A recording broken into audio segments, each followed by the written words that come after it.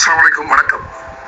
இந்த வீடியோ இதெல்லாம் நான் ஏன் ஷேர் பண்ற குரூப்லண்டா, நேற்று 17வது விடிய காலில்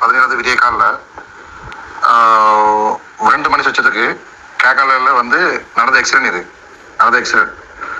என்னோட ஒரு கார்லையும், அதுக்கு பிறகு காரில் அக்கா பிள்ளைகள் இருந்தாங்க.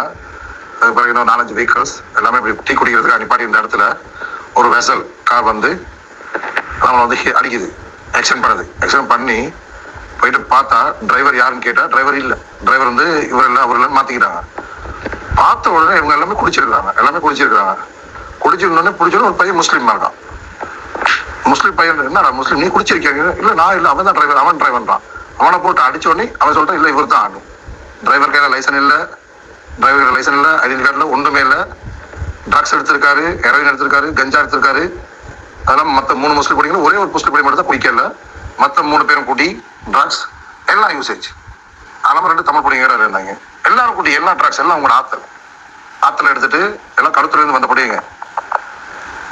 வந்துட்டு இவங்க வந்து இப்படி வந்து ஆற்றுல எடுக்க நூறி போறேன்னு ஃபேமிலியாக விட்டு இவங்கெல்லாம் 5 பேரும் ஆற்றுல எடுக்கிறது போறாங்க. உள்ளுக்கு சாராய பத்தம் 2 இருக்குது காரில்.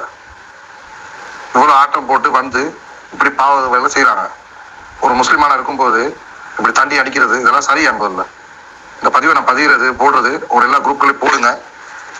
உங்களுக்கு வீட்டுகளுக்கே தெரியாம இப்படி சில பையனுங்க சின்ன வயசு பிடிங்க இப்படி தண்ணி அடிச்சு கூடாத கூட்டாளிகளோட சேர்ந்து தேவையில்லாத பையன்களோட சேர்ந்து போயிட்டு இப்படி அவமானப்படுறது. அவங்க ஃபேமிலியான நேற்று வந்திருந்தாங்க. உண்மையிலே பார்க்க ரொம்ப கவலையாயிடுச்சு. இவங்கனால அவங்க அவமானப்படுறாங்க. அவங்க ஃபேமிலியும் நான் ஏசுறேன். பாவம், எனக்கு ரொம்ப கவலையா போயிடுச்சு. அவங்க பாப்பாலாம் ரொம்ப வயசு, நல்ல மரியாதை மனுஷா. அவங்க எல்லாத்தையும் ஏச வேண்டிய நிலைமை வந்துருச்சு எனக்கு. இவ்வளவு தூரத்துக்கு இவங்க எல்லாமே வந்து இப்படி பண்ணிக்கிட்டு இந்த மாதிரி ஆட்டம் போடுறாங்க. எதிர்வர காலங்களில் இந்த உலகத்திலேயே எவ்வளவோ நம்பிக்கைக்குள்ள ஒரு ஈமானான ஒரு ரிலிஜியஸ் தான் இந்த இஸ்லாம்ங்கிறது. இந்த இஸ்லாமை பற்றி ஒழுங்கா படிக்காம சில தரதர நாய்கள் இப்படி தேவையில்லாத இப்படி வேலைகளை செஞ்சுக்கிட்டு இப்படி ஆட்டம் போட்டுக்கிட்டு ஒழுங்கா இருக்க மற்ற ஆளுகளையும் மற்ற முஸ்லிம்களையும் இழிவுபடுத்துறதுக்காக இவங்க செய்யறாங்க. தயவு செய்து ஒவ்வொரு பள்ளிவாசல்லையும் ஒவ்வொரு ஜும்மாலையும் ப்ளீஸ் கண்டிப்பா சொல்லுங்க இந்த விஷயங்களை. இந்த மாதிரி யாரும் நடத்தக்கூடாது. 5 வேளை தொழுவுறீங்க நீங்க எல்லாமே. இந்த மாதிரி தவறான வேலை பாதைக்கு போகக்கூடாது, தவறான கூட்டாளிகள் சேர்ந்து இப்படி போகக்கூடாது அப்படின்னு ஒவ்வொரு வெள்ளியும் முடிஞ்சா பயம் நடக்கக்குள்ள கண்டிப்பா எல்லாரும் சொல்லுங்க. தயவு செய்து எல்லா பள்ளிவாசல்கள் மௌலைமார்களும் எல்லா பள்ளிமார்களும் உஸ்தாதுகளும் எல்லாருமே கண்டிப்பா பள்ளி தலைவர்களும் ஊர் தலைவர்களும் கண்டிப்பாக இந்த மாதிரி தருதலைகளை வளர்க்க விடக்கூடாது. இப்படி யாராச்சும் உங்களுக்கு கண்டிப்பா தெரிஞ்சா கூட பிடிச்சி அடிங்க.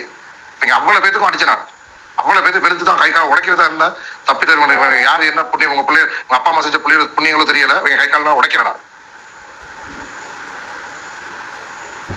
அவ்வளவு குரூப்களையும் பதிவு செய்யுங்க. இந்த பதிவு அனுப்புங்க.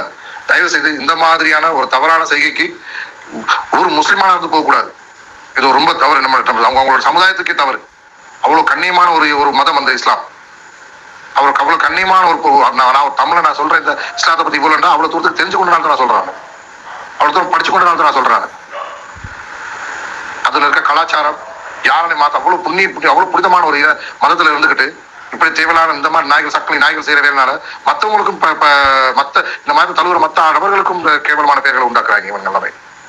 நல்லா கண்டா கூட பார்த்தா பிடிச்சி எல்லாம் அடிங்க. அதே மாதிரி இது மாதிரி வேற இந்த ஸ்ரீலங்கா எத்தனை பேர் இருக்க வாய்ப்பு இருக்குது.